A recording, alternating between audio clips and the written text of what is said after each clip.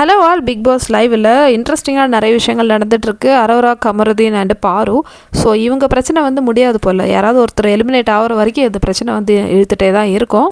அரோரா சொல்கிறாங்க, அது எப்படி அவள் மார்னிங் ஆக்டிவிட்டியில் சொல்லலாம், நான் வந்து அவளை தெரிஞ்சே ஹர்ட் பண்ணுறேன், அவளோட இமோஷன்ஸை இல்லைனா ஃபீலிங்ஸை வந்து ஹர்ட் பண்ணுறேன்னு சொல்லிட்டு, அப்போ நான் வேணும்னே பண்ணுறேன் உங்ககிட்டன்னு சொல்லிட்டு அரோரா கேட்குறாங்க. அதுக்கப்புறம் கமருதீனோட ஒரு ரிப்ளை என்னென்னா, இது என்ன உலகத்தில் இருக்காத ஒரு பொண்ணையா நான் வந்து, இல்லைனா யாருக்கும் கிடைக்காத ஒரு பொண்ணை வந்து நான் வந்து லவ் பண்ணேன் அப்படின்னு சொன்னேனா? அப்படிலாம் இல்லைல்ல, நாங்கள் கொஞ்ச நாள் பேசினோம், 2 பேருக்கும் பிடிச்சிருந்தது, அதனால பேசினோம், அவ்வளோதான். ஸோ அது சின்ன சண்டே ஆகிடுச்சு. அதுக்கப்புறம் நான் வந்து சரி கொஞ்சம் ஒதுங்கிட்டேன். இப்போ என்னென்னா அரோராக்கு வந்து ஐயோ நான் நெகட்டிவ் ஆகிட்டனோ, என்னோடய பேர் வந்து வெளியே நெகட்டிவாக இருக்கான்னு சொல்லிட்டு பயப்படுறாங்க. ஆனால் அரோராவுக்கு பதிலாக வேறு ஏதாவது ஒரு கேர்ள் வந்து இது மாதிரி ஃபீல் பண்ணாங்கன்னா நம்ம வந்து ஒத்துக்கலாம், ஆமாம் ஐயோ அவள் நேம் வந்து நெகட்டிவாக போயிட்டுருக்குன்னு சொல்லிட்டு. ஆனால் அரோரா இது சொல்கிறாங்க பாரு, அதுதான் வந்து காமெடி. இதில் வேறு ரம்யா வேறு எடுத்து விடுறாங்க. ரம்யாவும் வந்து போட்டு உடச்சிட்டாங்க 2 நாள் முன்னாடி. பாரு ரம்யா கிட்ட பேசின விஷயங்கள் எல்லாமே, அவள் வந்து நிஜமாலுமே ஒன்று லவ் பண்ணியிருக்கா. ஆனால் திருப்பி அந்த நெய் சண்டை நடந்ததில்ல, அப்போ அவளுக்கு வந்து ஹர்ட் ஆகிடுச்சு. ஒரு நெய்க்காக நீ வந்து அவளை கத்தனன்னு சொல்லிட்டு அவள் ஃபீல் பண்ணிகிட்ருக்கா. அதுக்கப்புறம் நீங்கள் 2 பேரும் இன்னும் கொஞ்சம் க்ளோஸாக இருக்கும்போது அவளுக்கு தெரியுது நீங்கள் 2 பேரும் ஃப்ரெண்ட்ஸ் தான், இருந்தாலும் அவள் முன்னாடியே நீங்கள் வேணும்னே பண்ணுற மாதிரி இருக்குது, அதுதான் அவளுக்கு ஹர்ட் ஆகுதுன்னு சொல்லிட்டு ரம்யா போட்டு உடச்சிட்டாங்க. அரோரா வந்து மோகினி பேய் மாதிரி கமருதீன் தலையில் உட்காந்துட்டு, இல்லை நீ வந்து பாரு வந்து ஒதுக்கி வச்சிரு, அவளை மொத்தமாக வெறுத்துரு, அந்த மாதிரி ஒரு ஃபீலிங்கில் தான் வந்து ஒவ்வொரு விஷயம் சொல்லிகிட்ருக்காங்க.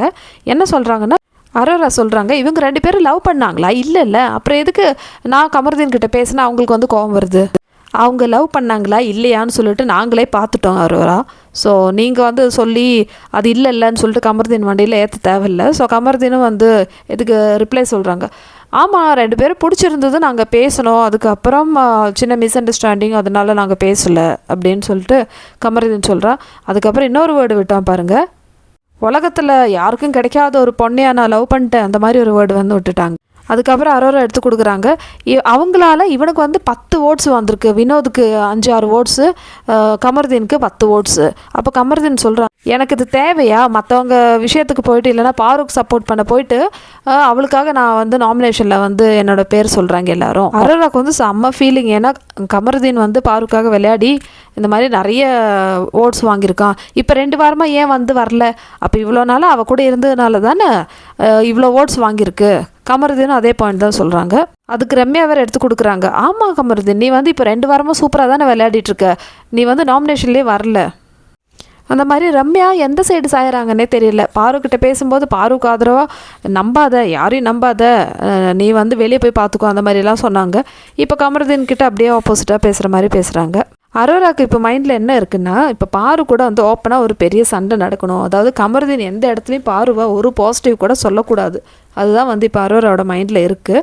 ஏன்னா இவங்க 2 பேரும் டிஸ்டன்ஸில் இருந்தாலும் இவங்க 2 பேரும் வந்து நல்லா ஒரு அண்டர்ஸ்டாண்டிங் மாதிரி தான் வந்து போகுது. நம்ம என்ன தான் ட்ரை பண்ணாலும் இவங்க 2 பேரும் அடித்து பிரிய மாட்டேன்றாங்களே, அதுதான் வந்து அரோராவோட வருத்தம். ஸோ அதை திணிக்கிறதுக்கு தான் வந்து கமருக்கிட்ட கிடைக்கிற டைமில் வந்து பாருவை பற்றி 4 பிட்டு எக்ஸ்ட்ரா சேர்த்து விடுறது. ஆனால் கமருதீன் எல்லாமே மண்டே ஆட்டிட்டு பாருக்கிட்ட எதுவுமே போய் சொல்லாமல் இருக்கா. இதுதான் வந்து அரோராவுக்கு வந்து பொறுக்கவே முடியல. இப்போ ஒரு பெரிய சண்டை நடக்கணும், இதுவே வந்து பெரிய கண்டென்ட் ஆகிடுச்சுன்னா அரோராக்கு இன்னும் ஒரு அடுத்த 2 வாரம் வந்து இருக்கலாம். ஸோ இந்த ஒரு கண்டென்ட் அப்படியே ஓட்டிகிட்டே போகலாம். மேடத்தோட மாஸ்டர் மைண்ட் இது தான். ஆனால் கமருதீன் அதுக்கேற்ற மாதிரி ஒத்துழைக்கிற மாதிரி தெரியல. எப்படியாவது ஒரு சண்டை முட்டி விடணுக்காகவே வந்து நிறைய வேர்ட்ஸ் வந்து விடுறாங்க. ரொம்ப தப்பாக இருந்தது. ஏன்னா அவங்க 2 பேரும் லவ் பண்ணாங்களா இல்லையான்னு சொல்லிட்டு அவங்க 2 பேரும் சொல்லணும். நீங்கள் எதுக்கு 3rd பர்சன் வந்து டிசைட் பண்ணுறீங்க? என்ன உரிமையில் நீங்கள் பேசுகிறீங்க? அவங்க 2 பேரும் லவ் பண்ணவே இல்லைன்னு சொல்லிட்டு ரம்யா முன்னாடியே கமருதீன் முன்னாடியே வந்து அரோரா பேசுகிறாங்க. அப்புறம் இன்னொரு விஷயம் வேறு சொல்கிறாங்க, அவங்களுக்கு தான் வெளியே ஆள் இருக்குதுன்னு தெரியும்ல, அதாவது பாருக்கு. அப்படியே இங்கே வந்து இந்த ஒரு நாடகம் போடுறாங்க, கண்டென்ட்டுக்காக போடுறாங்கன்னு சொல்லிட்டு இந்த பொண்ணுக்கு என்ன தான் பிரச்சனைன்னு தெரியல. மோகினி பிசாசு மாதிரி நிறைய விஷயங்கள் வந்து பண்ண வைப்பாங்கள்ல, அதுதான் வந்து இப்போ கமருதீன் கிட்ட வந்து ட்ரை பண்ணிகிட்ருக்காங்க. ஸோ இதுக்கேற்ற மாதிரியே வந்து ஒரு பெரிய சண்டை வெடிக்கும்னு சொல்லிட்டு நம்ம எதிர்பார்க்கலாம். பாரு வர்சஸ் கமருதீன், அது வேடிக்கை பார்க்குறதுக்கு அரோராவும்.